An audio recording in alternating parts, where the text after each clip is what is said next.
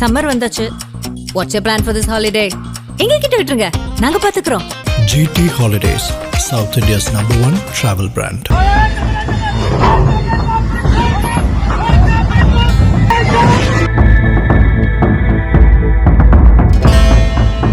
வங்கதேசத்தில் கலவரத்திற்கு பிறகு தேர்தல் நடத்தப்பட்டு புது ஆட்சி அமைக்கப்பட்டுள்ளது.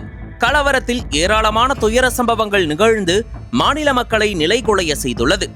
அதில் பட்ட காயத்தில் இருந்தே இன்னும் மீளாத வங்கதேச மக்களுக்கு மீண்டும் ஒரு துயரமான விபத்து ஏற்பட்டு நாடு முழுவதும் பெரும் அதிர்ச்சியை ஏற்படுத்தியிருக்கிறது. வங்கதேச நாட்டின் தலைநகரமான டாக்கா அருகே அமைந்துள்ள ராஜ்பாரி மாவட்டம். இந்த பகுதியில் பாயும் பத்மா ஆறு கரையில் உள்ள தௌலதியா படகு முனையம் பகுதியில் 25ஆம் தேதி மாலை சுமார் 5 மணியளவில் பேருந்து விபத்து ஒன்று நடந்துள்ளது. அன்றைய தினம் சுமார் 40 பயணிகளை ஏற்றி சென்ற பேருந்து டாக்கா நோக்கி செல்லும் படகில் ஏறுவதற்காக முனையத்தின் 3வது தளத்தில் காத்திருந்தது. அந்த நேரத்தில் திடீரென கட்டுப்பாட்டை இழந்த பேருந்து மிதவை பாலத்திலிருந்து நேரடியாக பத்மா ஆற்றுக்குள் விழுந்து சுமார் 30 அடி ஆழத்தில் மூழ்கியது. விபத்து ஏற்பட்ட உடனேயே சில பயணிகள் தங்களால் இயன்ற அளவில் நீந்தி கரையை அடைந்து உயிர் தப்பினர். ஆனால் பலர் பேருந்துக்குள் சிக்கிக் கொண்டதால் நிலைமை மோசமடைந்தது.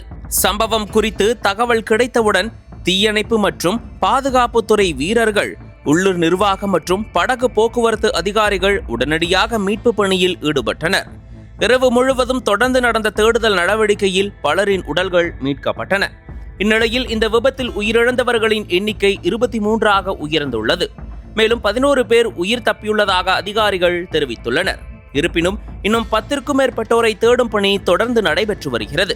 மீட்பு பணிகளில் நீர்மூழ்கி காப்பாற்றும் சிறப்பு குழுக்கள், உள்ளூர் மீனவர்கள் மற்றும் தன்னார்வலர்களும் இணைந்து செயல்பட்டு வருகின்றனர். இந்த விபத்திற்கான காரணமாக பேருந்து படகில் ஏற காத்திருந்த சமயத்தில் ஒரு சிறிய படகு மிதவை பாலத்தில் மோதியதால் சமநிலை குலைந்து பேருந்து ஆற்றில் விழுந்ததாக கூறப்படுகிறது. எனினும் சரியான காரணத்தை கண்டறிய அதிகாரிகள் விரிவான விசாரணையை தொடங்கியுள்ளனர். பத்மா ஆற்றை கடக்கும் தௌலதியா போன்ற படகு முனையங்கள் வங்கதேசத்தின் முக்கியமான போக்குவரத்து இணைப்புகளாக இருந்து வருகிறது. தினசரி ஆயிரக்கணக்கான மக்கள் மற்றும் வாகனங்கள் இவ்வழியாக பயணம் செய்கின்றன. ஆனால் பாதுகாப்பு நடைமுறைகள் குறைவாக இருப்பது குறித்து முன்பே பலமுறை பொதுமக்கள் குற்றம் சாட்டியிருக்கின்றனர். ஆனால் இதனை மாவட்ட நிர்வாகம் கண்டுகொண்டதாக தெரியவில்லை. இந்த நிலையில்தான் இந்த கோர விபத்து நடந்தேறியிருக்கிறது.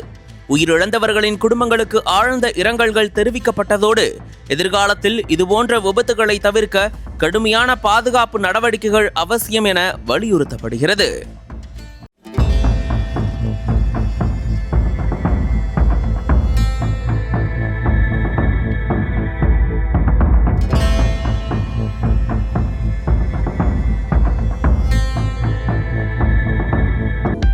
அனல் பறக்கும் செய்திகளை அப்டேட் செய்து கொள்ள நக்கீரன் களத்தை இப்பவே சப்ஸ்கிரைப் பண்ணுங்க.